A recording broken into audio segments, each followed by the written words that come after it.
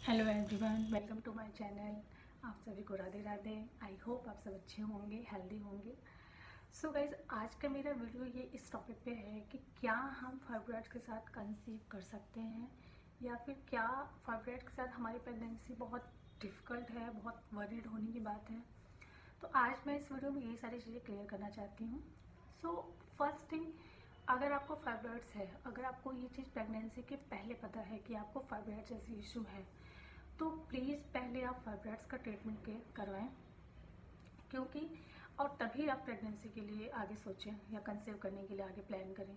क्योंकि क्या होता है ना कि आपको अगर कोई प्रॉब्लम पहले से है, ठीक है, तो वो आफ्टर जब अगर प्रेग्नेंट आप होंगे, आपने कंसीव कर लिया, तो उस केस में आपको कोई भी अदर ट्रीटमेंट नहीं हो सकती आपकी। अगर आप ये सोचोगे कि अगर आपको थायराइड है या फिर आपको फाइब्रॉइड्स है या एक्सवाइजेड आपको कोई भी इशू है, ठीक है, तो उस केस में क्या है कि आपको पहले ही आप अगर आप चाहते हो कि आपकी प्रेगनेंसी हेल्दी हो, तो उस केस में आप पहले अपने इन सारे प्रॉब्लम्स को सॉल्व करो, अपने इन सारे जो भी आपकी प्रॉब्लम्स हैं उनका ट्रीटमेंट कराओ। जब वो सारी चीज़ें एकदम सही हो जाए तभी आप कंसीव करो, तभी आप प्रेगनेंसी के लिए प्लान करो। सो उससे क्या होगा कि आपकी प्रेगनेंसी बहुत हेल्दी होगी और ईजी हो जाएगी। सो कंसीव तो आप कर सकते हो फाइब्रॉइड्स के साथ, नो डाउट आप कंसीव कर सकते हो। बट नॉर्मल के केस में विथ फाइब्रॉइड्स आपकी प्रेगनेंसी बहुत डिफ़िकल्ट हो जाती है, बहुत ज़्यादा। मेरे केस में क्या था कि मुझे पता नहीं था कि मुझे फाइब्रॉइड्स जैसे कोई इश्यूज हैं या मुझे कोई भी हेल्थ इशूज हैं। जब मैंने कंसीव कर लिया, मैं हॉस्पिटल गई अपने नॉर्मल चेकअप के लिए सेकेंड मंथ में। एंड जब मेरा अल्ट्रासाउंड का रिपोर्ट आया, तो मुझे अल्ट्रासाउंड के रिपोर्ट में मुझे डॉक्टर ने पूछा कि क्या आपको कभी स्टमक पेन हुआ, क्या आपको कुछ प्रॉब्लम हुई है कभी। तो मैंने बोला नहीं, मुझे कोई प्रॉब्लम नहीं हुई है, मुझे कभी ऐसी हेल्थ रिलेटेड कोई भी इश्यूज नहीं हुई हैं। फिर मुझे डॉक्टर ने बताया कि आपको फाइब्रॉइड्स है। तभी मुझे फाइब्रॉइड्स के बारे में मालूम भी चला, बिकॉज इसके पहले मैंने इसका नाम तक नहीं सुना था। क्योंकि ये होता है ना कि आपको अगर कोई प्रॉब्लम है नहीं तो आप उतना अवेयर भी नहीं रहते उसके बारे में। सो मुझे तभी पता चला था कि मुझे फाइब्रॉइड्स हैं।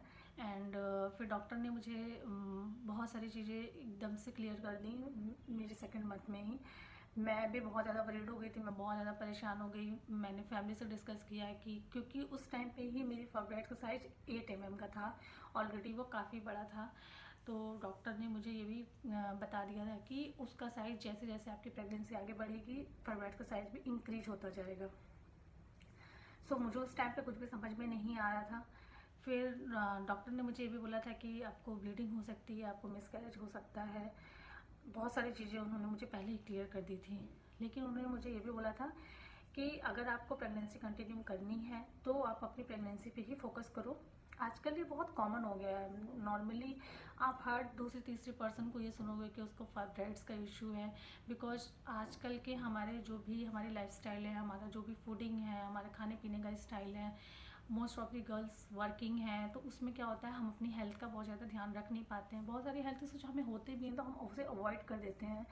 तो प्लीज़ आप लोग उसे अवॉइड मत करिए। आपको थोड़ी सी भी कोई प्रॉब्लम अगर लग रही है, अगर आप मैरिड हैं और आपने प्रेगनेंसी के लिए अगर आप अपने आगे के लिए सोच रहे हैं, अपने प्रेगनेंसी के लिए सोच रहे हैं, तो पहले ही अपना बॉडी चेकअप आप करा लीजिए। सो डैट कि आपको कोई भी इश्यूज होंगे तो वो आपको पहले मालूम चल जाएगी और आप उसका ट्रीटमेंट पहले कर सकते हो, ठीक है।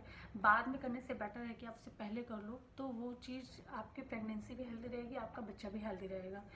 क्योंकि क्या होता है कि हमें कोई प्रॉब्लम होती नहीं है, नॉर्मल रूटीन में हम इतने बिजी रहते हैं कि अगर होती हुई तो उसे इग्नोर कर देते हैं और हम वो चीज़ सोचते भी नहीं है कि हमें कुछ ऐसी मेजर इश्यूज हो सकते हैं। और अगर आप प्रेग्नेंट हो गए, आपने कंसीव कर लिया, उसके बाद अगर आपको पता भी चलता है तो हम बस अफसोस कर वरीड होते हैं, परेशान होते हैं, क्योंकि हम कुछ कर नहीं सकते। उस टाइम पे हमारे हाथ में कुछ होता नहीं है। तो उससे बेटर है कि आप अगर आप कर सोच रहे हो कुछ ऐसा, अगर वो भी आप तब कराओ अगर आपको पीरियड ड्यूरेशन में बहुत ज़्यादा पेन होता हो, या आपको पीरियड से 3-4 दिन पहले बहुत ज़्यादा पेन स्टार्ट हो जाता हो, आपको बॉडी पेन स्टार्ट होता हो, आपको स्टमक में निचले साइड में पेन स्टार्ट हो जाता हो, तो आप प्लीज़ एक बार चेकअप करा लो। क्योंकि मुझे होता था, मुझे भी पीरियड टाइम में बहुत ज़्यादा एक्सट्रीम पेन होता था। बट मैं उसमें थी कि नॉर्मली पीरियड्स में हर गर्ल्स को इश्यूज होते हैं, तो मुझे लगा कि मुझे वही प्रॉब्लम होगा। मुझे मेरी फैमिली वालों ने एक बार बोला था कि एक दो बार आप चेक करा लो क्योंकि तुम्हें ज़्यादा पेन होता है, बट मैं इससे लाइकली ले रही थी कि पीरियड्स में तो हर किसी को पेन होता है, तो फिर वो मुझे भी हो रहा है तो इसमें डिफरेंट क्या है। बट डिफरेंट क्या था मुझे वो बाद में पता चला। इसलिए मैं कह रही हूँ कि अगर आपको भी पीरियड ड्यूरेशन में अगर ये सारी प्रॉब्लम्स होती हैं तो प्लीज़ आप एक बार चेकअप करा लीजिए, उसके बाद ही कंसीव करने का कुछ भी प्लान करिए। सेकेंड थिंग कि क्या हमारी प्रेगनेंसी बहुत वरीड है, अगर हमें फॉरवर्ड का इशू है या कुछ भी है तो देखो लिटरली मैं बोलूँ कि है बहुत ज़्यादा। इसमें बहुत ज़्यादा सोचने वाली बात इसलिए है क्योंकि नॉर्मली आजकल जिसको कोई इशू नहीं होती उनकी प्रेगनेंसी भी बहुत ज़्यादा डिफ़िकल्ट है आज के टाइम में। बस हम जिस इन्वायरमेंट में रह रहे हैं, जो भी हमारा खाना पीना, जो भी हमारा लाइफस्टाइल है, उसमें हम सबको ही बहुत ज़्यादा प्रॉब्लम होती है हर चीज़ में, तो प्रेगनेंसी में भी प्रॉब्लम होती है। लेकिन अगर आपको फाइब्रॉइड्स है तो आपको बहुत ज़्यादा रेस्ट करने की नीड है। डॉक्टर ने मुझे सेकंड मंथ में ही बोल दिया था कि आपको कंप्लीट बेड रेस्ट करना है, कंप्लीट बेड रेस्ट, इवन कि आपको एक स्टेयर्स तक नीचे नहीं उतरना है। मैं वर्किंग में थी, फिर मैंने तो वर्क फ्रॉम होम